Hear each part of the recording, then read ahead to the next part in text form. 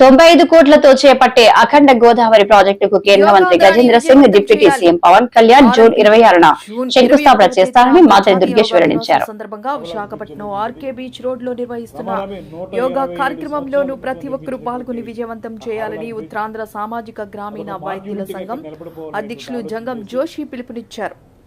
నేడు ఆంధ్రప్రదేశ్ ప్రభుత్వం నిర్వహిస్తున్న యోగాంధ్ర 2025 కార్యక్రమంకి విచ్చేస్తున్న దేశ ప్రధాని నరేంద్ర మోడీ గారు, ముఖ్యమంత్రి చంద్రబాబు నాయుడు గారు, డిప్యూటీ సీఎం పవన్ కళ్యాణ్ గారికి ఉత్తరాంధ్ర గ్రామీణ వైద్యులు స్వాగతం పలికారు. బీచ్ రోడ్ నందు బ్యానర్ ని పట్టుకుని ట్రయల్ వాక్ నిర్వహించారు. ఈ కార్యక్రమంలో మాజీ ఎమ్మెల్సీ మాధవ్, సంఘ గౌరవాధ్యక్షులు మమ్ముల తిరుపతిరావు, జోనల్ ప్రధాన కార్యదర్శి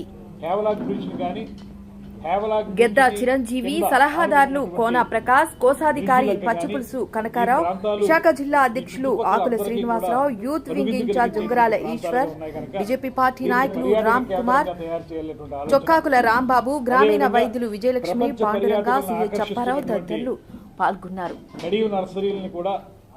సుందరతరం చేసి వాటన్నిటినీ కూడా ప్రజలందరికీ కూడా ఉపయోగపడేలా చేయాలనేటువంటి ఆలోచన మనం చాలా కాలంగా వింటూ ఉన్నాం.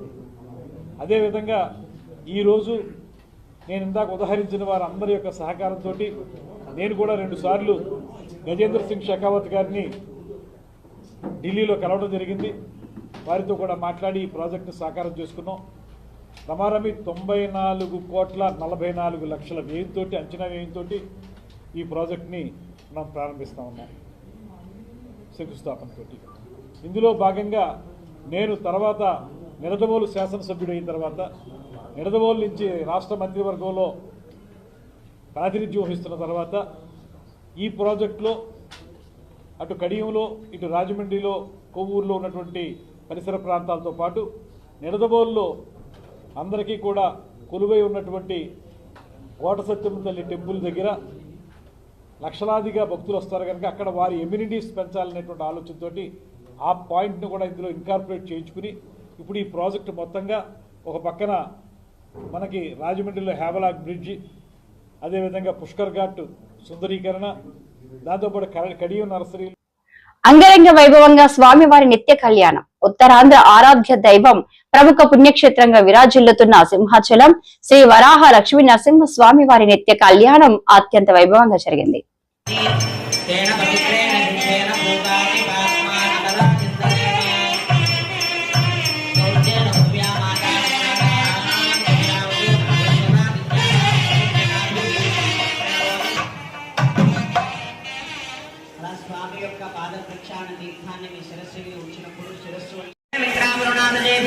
శ్రీ శ్రీ శ్రీ వరాహ లక్ష్మీ నృసింహస్వామి కళ్యాణ మహోత్సవం ఈనాటి కళ్యాణ ఉభయదాతలు సమర్పించిన మధువర్గాలు.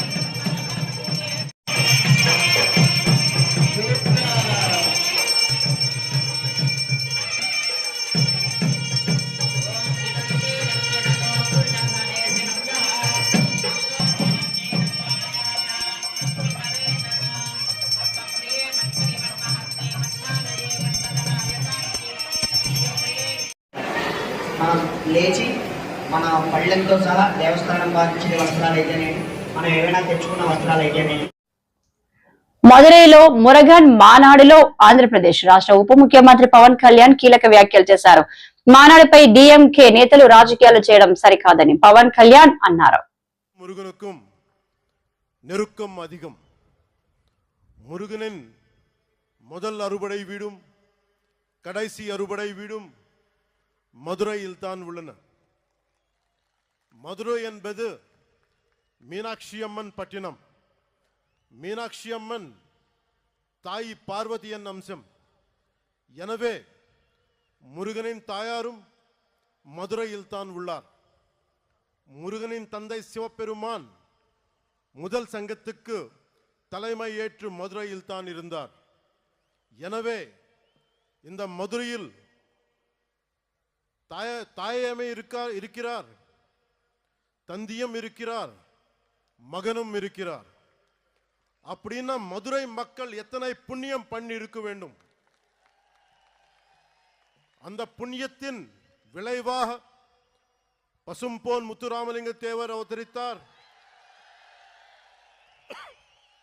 தென் தமிழ்நாட்டின் மாபெரும் தலைவர் பசும்பொன் முத்துராமலிங்க தேவர் முருகனின் அவதாரமாக கருதப்படுகிறார். அவர் சிலைக்கு அருகே மயிலும் வைக்கப்பட்ட உள்ளது. தேவர் மூலம் மனித உறவில் முருகன் வாழ்ந்தார். அந்த பசும்பொன் முத்துராமலிங்க தேவரை தாழ் பணிந்து வணங்குகிறேன்.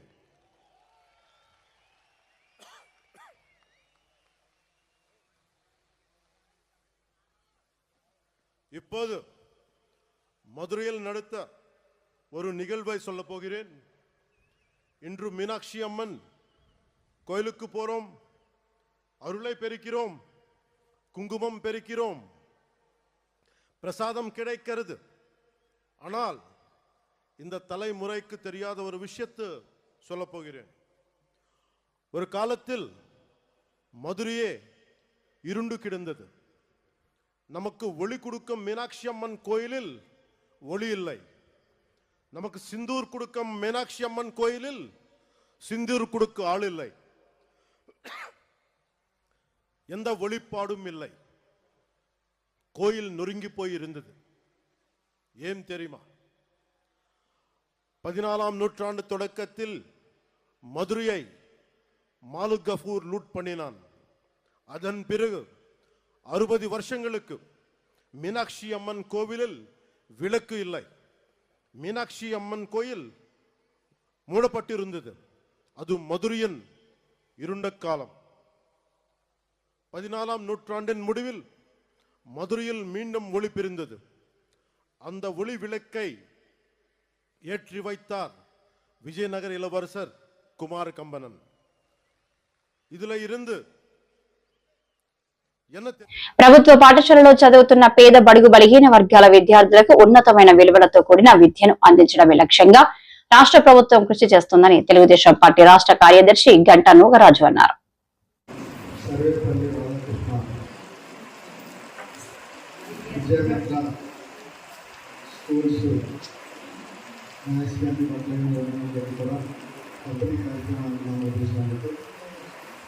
హెచ్ఎం సార్ గారికి ప్రత్యేకంగా ధన్యవాదాలు తెలియజేస్తున్నాం. అలాగే వేదికలో ఉన్నటువంటి విద్యా కమిటీ చైర్మన్ మేడం గారికి, అలాగే నూతనంగా వచ్చేసినటువంటి టీచర్స్ అందరూ కూడా పేరు పేరున ప్రత్యేకంగా ధన్యవాదాలు.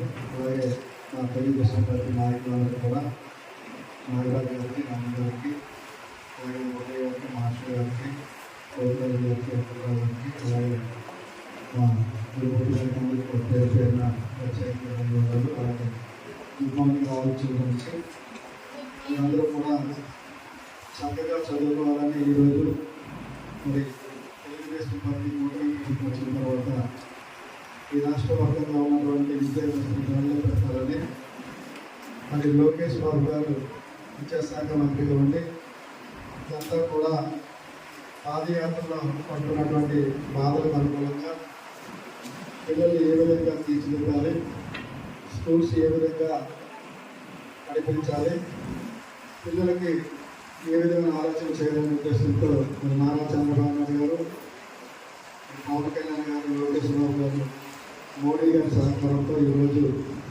పరిపాలన నాటికత్వం పరిపాలనించి గాడిలో పెట్టి మొన్న రీసెంట్గా 189 సందర్భంగా పిల్లలందరికీ కూడా బట్టలతో పాటు స్కూల్ కిట్స్ అన్నీ కూడా నాణ్యతతో కూడిన ఇవ్వాలనే ఆలోచనతో స్కూల్స్ తెలిసిన వెంటనే మరి పెట్టడం జరిగింది. దాంతోపాటు అదే రోజు వీళ్ళు తల్లికి వందనం, ఎంతమంది పిల్లలు ఉంటే అంతమంది పిల్లలకు కూడా ఇవ్వాలన్న ఆలోచనతో ఏదైతే బడుగు బలహీన వర్గాలు ఉన్నారో వాళ్ళందరూ కూడా చదువుకునే విధంగా, ఎవరికి కూడా స్కూల్ మానకుండా ప్రభుత్వ బడిలో చదువుకునే విధంగా ఈరోజు పరిపాలన కొనసాగుతుంది. ఈ మధ్యాహ్న భోజన పథకంలో కూడా అనేక మార్పులు తీసుకొస్తున్నారు. స్కూల్లో మౌలిక సదుపాయాలతో పాటు టీచర్స్ కూడా అందరికీ ఇండిపెండెంట్గా ఇవ్వాలనే ఆలోచన కూడా ప్రభుత్వానికి ఉంది కాబట్టి మరి 16,347 కోట్లు టీచర్ పోస్టులు కూడా త్వరలోనే తీస్తారు కాబట్టి మరి మీ అందరికీ తెలుసు ప్రభుత్వ పాఠశాల చదివినటువంటి పిల్లలకి విశాఖలో జిల్లా వైసీపీ అధ్యక్షుడు కేకే రాజు ఆధ్వర్యంలో యువత పోరు కార్యక్రమాన్ని సోమవారం నిర్వహించారు. జిల్లా పరిషత్ జంక్షన్ నుంచి వైసీపీ నేతలు పెద్ద ఎత్తున ర్యాలీ చేస్తూ కలెక్టరేట్ వద్దకు చేరుకున్నారు. కూటమి ప్రభుత్వం నిరుద్యోగులను మోసం చేసిందని తక్షణమే యువతకు నెలకు 3,000 భృతి చెల్లించాలని డిమాండ్ చేశారు. గౌరవ మాజీ ముఖ్యమంత్రి వర్యులు మా పార్టీ రాష్ట్ర అధ్యక్షులు శ్రీ వైఎస్ జగన్మోహన్ రెడ్డి గారి పిలుపు మేరకు కూటమి ప్రభుత్వం అధికారంలోకి వచ్చిన తర్వాత ఈ రాష్ట్రంలో ఉన్న విద్యార్థులు లక్షలాది మంది విద్యార్థులు పడుతున్న ఇబ్బందులు, వసతి దీవెన కానీ, విద్యా దీవెన కానీ, నిరుద్యోగ వృత్తి కానీ, అదేవిధంగా 20 లక్షలు ఉద్యోగాలు కల్పిస్తాం, జాబ్ క్యాలెండర్ విడుదల చేస్తామని ఇచ్చిన హామీలన్నింటినీ కూడా నిరుద్యోగ యువతకి, విద్యార్థులకి ఇచ్చిన హామీలన్నింటినీ కూడా విస్మరించి నిర్లక్ష్య ధోరణితో ఈరోజు ఆ పేద విద్యార్థుల యొక్క నిరుద్యోగ యువతి యువకుల యొక్క కుటుంబాలు ఇబ్బందులు పడుతున్న తరుణంలో ఈ ప్రభుత్వాన్ని మేల్కొల్పాలి అనే ఉద్దేశంతో ఒక గౌరవప్రదమైన ప్రతిపక్ష పార్టీగా జగన్మోహన్ రెడ్డి గారి ఆదేశాల మేరకు యువత పోరు పేరుతో ఈరోజు రాష్ట్ర వ్యాప్తంగా ఎవరైతే కొట్టబడి అన్యాయం చేపట్టారో ఆ యువతి యువకుల్ని, ఆ విద్యార్థులందరినీ కూడా ఐక్యం చేసుకుని ఈరోజు యువత పోరు కార్యక్రమాన్ని నిర్వహించడం జరిగింది. ఈరోజు విశాఖపట్నం జిల్లాలో విశాఖపట్నం వైఎస్ఆర్ కాంగ్రెస్ పార్టీ యువజన విభాగం అధ్యక్షుడు సోదరుడు చందు గారు, అదేవిధంగా దక్షిణ నియోజకవర్గ సమన్వయకర్త వాసుపల్లి గణేష్ కుమార్ గారు, తూర్పు నియోజకవర్గ సమన్వయకర్త ముల్లప్పారావు గారు, పశ్చిమ నియోజకవర్గ సమన్వయకర్త మాజీ శాసనసభ్యులు మల్లా విజయప్రసాద్ గారు, రాజబాట సమన్వయకర్త దేవేంద్ర రెడ్డి గారు, భీముల సమన్వయకర్త మంచి శ్రీనివాసరావు గారు, అదేవిధంగా మా పార్లమెంటు పరిశీలకులైనటువంటి మాజీ శాసనసభ్యులు సీనియర్ నాయకులు కదిరి బాబురావు గారు, మాజీ శాసనసభ్యులు దైనాల విజయ్ కుమార్ గారు, చంద్రపూడి వెంకటరామయ్య గారు, అదేవిధంగా శాసనమండలి సభ్యురాలు, అదేవిధంగా రాష్ట్ర వైఎస్ఆర్ కాంగ్రెస్ పార్టీ మహిళా అధ్యక్షురాలు సోదరి బొడ్డు కళ్యాణ్ గారు, జిల్లా పరిషత్ చైర్పర్సన్ సుభద్ర గారు, సీనియర్ నాయకులు బాలా గురువులు గారు, రామకృష్ణ గారు, ఇతర నాయకులు, అదేవిధంగా మహిళా అధ్యక్షురాలు సోదరి కడాడ రమణ్ కుమార్ గారు, విద్యార్థి విభాగం అధ్యక్షుడు కొండారెడ్డి గారు, అదేవిధంగా స్మార్ట్ మీటర్లను ప్రతిఘటించండి, ప్రజలకు సిపిఎం రాష్ట్ర కార్యదర్శి వి శ్రీనివాసరావు పిలుపు. విద్యుత్ స్మార్ట్ మీటర్ల బిగింపును ప్రతిఘటించాలని సిపిఎం రాష్ట్ర కార్యదర్శి వి శ్రీనివాసరావు ప్రజలకు పిలుపునిచ్చారు.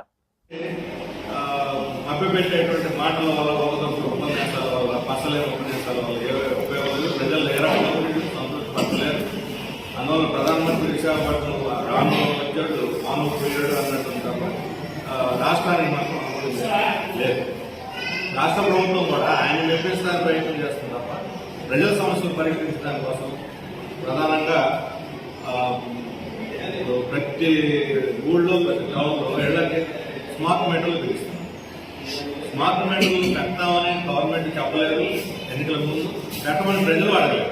పైగా తెలుగుదేశం ప్రతిపక్షంలో ఉన్నప్పుడు చంద్రమోహన్ రెడ్డి గారు తెలుగుదేశం నాయకుడు, అలాగే పయ్యావులు కేసు ప్రస్తుతం ఆర్థిక మంత్రి, వీళ్ళిద్దరూ కూడా కోర్టులో కేసు వేశారు.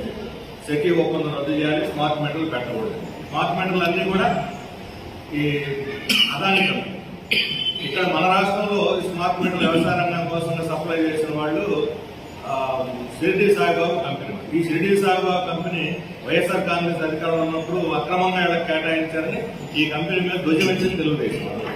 ఈరోజు అదే తెలుగుదేశం షిరిడి సాయిబాబా కంపెనీతో ఒప్పందం చేసుకొని వాళ్ళకి మీటర్లు, విద్యుత్ ఒప్పందాలు, ఇప్పుడు ఇండోసోల్ కంపెనీకి భూములు సేకరించి ఒకటి అన్ని చేస్తాం. రైతులు మేము ఓమన్నా సరే అమ్మాయిపట్నం దగ్గర భూములు కేటాయించి నోటీసులు ఇవ్వకుండానే, రైతుల యొక్క అనుమతి లేకుండానే కంపెనీకి భూములు దాదాపు చేసింది. ఎక్కడా లేదు. ఏపీఐసి భూములు ఎక్వైర్ చేసి ఆ తర్వాత కంపెనీ. అల్లూరి సీతారామరాజు జిల్లా పాడేరులో వైసీపీ యువత పోరు నిరసన కార్యక్రమం. అల్లూరి సీతారామరాజు జిల్లా పాడేరులో వైసీపీ యువత పోరు నిరసన కార్యక్రమం. అల్లూరి సీతారామరాజు జిల్లాలో మాజీ సీఎం వైసీపీ జగన్మోహన్ రెడ్డి పిలుపు మేరకు స్థానిక ఎమ్మెల్యే మత్స్యరస విశ్వేశ్వరరాజు ఆధ్వర్యంలో చేపట్టిన యువత పోరు నిరసన కార్యక్రమం. వైసీపీ క్యాంప్ కార్యాలయం నుండి ర్యాలీగా ప్రభుత్వంకు వ్యతిరేకంగా నినాదాలు చేస్తూ కలెక్టర్ కార్యాలయంకు చేరుకుని కూటమి ప్రభుత్వం అధికారంలోకి రాకముందు ఇచ్చిన హామీలు తక్షణమే నెరవేర్చేలా చేయాలని, నేటి ప్రభుత్వం ప్రజలకు చేస్తున్న అన్యాయాలను తెలియజేస్తూ జిల్లా డివిజనల్ రెవెన్యూ ఆఫీసర్ పద్మావతికి వినతి పత్రం అందజేశారు. ఈ కార్యక్రమంలో పాటేరు ఎమ్మెల్యే మత్స్యరస విశ్వేశ్వరరాజుతో పాటు అరకు ఎమ్మెల్యే రేగం మత్స్యలింగం, మాజీ ఎమ్మెల్యే కొట్టగుల్లి భాగ్యలక్ష్మి, జిల్లా పరిధిలో పలువురు వైసీపీ ప్రజాప్రతినిధులు, నాయకులు, కార్యకర్తలు మరియు యువత పాల్గొన్నారు. ఈరోజు రాష్ట్ర వ్యాప్తంగా వైఎస్ఆర్ కాంగ్రెస్ పార్టీ అధ్యక్షులు మాజీ ముఖ్యమంత్రి వర్యులు శ్రీ వైఎస్ జగన్మోహన్ రెడ్డి గారి యొక్క ఆదేశాల మేరకు ఏదైతే ఈరోజు కూటమి ప్రభుత్వం ఏర్పాటు చేసి దాదాపుగా సంవత్సరం కాలం గడిచినప్పటికీ కూడా ఎన్నికల్లో వాళ్ళు ఇచ్చినటువంటి హామీలు ఏవి కూడా నెరవేర్చకుండా అన్ని వర్గాల ప్రజల్ని మోసం చేయడంలో భాగంగా ఈరోజు ముఖ్యంగా యువతకి మోసం చేసినటువంటి తరుణంలో ఈరోజు యువత పోరు అనే పేరుతోని ప్రతి జిల్లాలో కూడా ఈ కార్యక్రమం చేయాలని వారి ఆదేశాల మేరకు ఈరోజు అల్లూరి సీతారామరాజు జిల్లా అధ్యక్షులు స్థానిక శాసనసభ్యులు మత్స్యరస విశ్వేశ్వరరాజు గారి ఆధ్వర్యంలో, అదేవిధంగా అరకు శాసనసభ్యులు రేగం మత్స్యలింగం గారు, అదేవిధంగా ఇక్కడ విచ్చేసినటువంటి ప్రతి ఒక్కరు కూడా ఎంపీటీసీలకి, ఎంపీపీలకి, జెడ్పీటీసీలకి, సర్పంచులకి, ముఖ్యంగా అల్లూరి సీతారామరాజు జిల్లాకు సంబంధించి యువజన విభాగం అధ్యక్షులు శేఖర్ ఆధ్వర్యంలో ఈరోజు ఇంత చక్కటి కార్యక్రమాన్ని నిర్వహించడం జరిగింది. సో ముఖ్యంగా మేము చెప్పగలిగింది ఒకటే, ఈరోజు యువత ముఖ్యంగా ఏదంటే ప్రతి యువతకి కూడా నిరుద్యోగ భృతి ప్రతి నెల 3,000 రూపాయలు ఇస్తామని చెప్పేసి మోసం చేయడం జరిగింది. సంవత్సరం కాలం జరిగింది. 36,000 రూపాయలు ఈ రోజుకి ఏ యువతకు కూడా ఈరోజు అకౌంట్లో జమ చేయనటువంటి పరిస్థితి మనం చూస్తూ ఉన్నాం. దాదాపుగా 1,30,00,000 మంది యువత ఈరోజు ఈ రాష్ట్రంలో ఉన్నారు. వాళ్ళందరికీ కూడా నిరుద్యోగ భృతి ఇవ్వలేదు. అదేవిధంగా ఈ 5 సంవత్సరాల కాలంలో 20 లక్షల ఉద్యోగాలు తీసి యువతకి బాసటగా నిలుస్తానని చెప్పేసి యువగలంలో పాదయాత్రలోని లోకేష్ గారు చెప్పడం జరిగింది. ఈరోజు 20 లక్షల ఉద్యోగాలు అంటే వాళ్ళ సంవత్సరం కాలం గడిచింది, 5 లక్షల ఉద్యోగాలు ఈ పాటికే ఇచ్చి ఉండాలి, కానీ ఒక్క ఉద్యోగం కూడా ఇవ్వలేదు. గౌరవ మాజీ ముఖ్యమంత్రి వర్యులు జగన్మోహన్ రెడ్డి గారు అంటే మా టెన్యూర్లో 19 to 24 మనం చూసుకోగలిగితే శాశ్వత ఉద్యోగాలు అంటే ఒక సచివాలయాల వ్యవస్థ ద్వారా శాశ్వత ఉద్యోగాలు కల్పించినటువంటి ఘనత జగన్మోహన్ రెడ్డి గారికి మాత్రమే దక్కుతూ ఉంది. అదేవిధంగా వాలంటీర్స్కి, ముఖ్యంగా వాలంటీర్లందరికీ కూడా దాదాపుగా 2 లక్షల పైచీలకు ఈ రాష్ట్రంలో పనిచేసినటువంటి వాలంటీర్లకి 10,000 రూపాయలు మీకు జీతం ఇస్తానని చెప్పి మోసం చేసి ఎన్నికల్లో వాళ్ళతో పని చేయించుకొని ఈరోజు ఎన్నికలు అయిన తర్వాత వాళ్ళు గెలిచిన తర్వాత ఈరోజు వాళ్ళందరినీ కూడా రోడ్డు మీద పడేసినటువంటి పరిస్థితి మనం చూస్తూ ఉన్నాం. అదేవిధంగా ప్రతి ఇంటికి కూడా రేషన్ అనేది ప్రతి డోర్ డెలివరీ చేయాలి, ప్రతి ఒక్కరికి కూడా అందాలని ఒక లక్ష్యంతో MDU వెహికల్స్ అనేది పెట్టడం జరిగింది. దాంట్లో దాదాపుగా 20,000 మంది పైగా ఈరోజు రాష్ట్రంలో పనిచేస్తున్నటువంటి వాళ్ళందరికీ కూడా ఈరోజు MDU వెహికల్స్ ఎవరైతే నడుపుతూ ఉన్నారో వాళ్ళందరినీ కూడా ఉద్యోగాలు తీసేసే పరిస్థితి ఈరోజు మనం చూస్తూ ఉన్నాం. అదేవిధంగా ప్రభుత్వం చేత వైన్ షాప్స్ అన్నీ కూడా మనం నడపాలి, ఎందుకంటే మద్య నియంత్రణ అనేది చేయాలని ఒక ఆలోచనతోని ఒక టైం బౌండ్ పెట్టుకొని ఎంతోమందికి ఉపాధి కల్పించినటువంటి బెవరేజెస్లో కల్పించినటువంటి ఉద్యోగాలకు కూడా తొలగించినటువంటి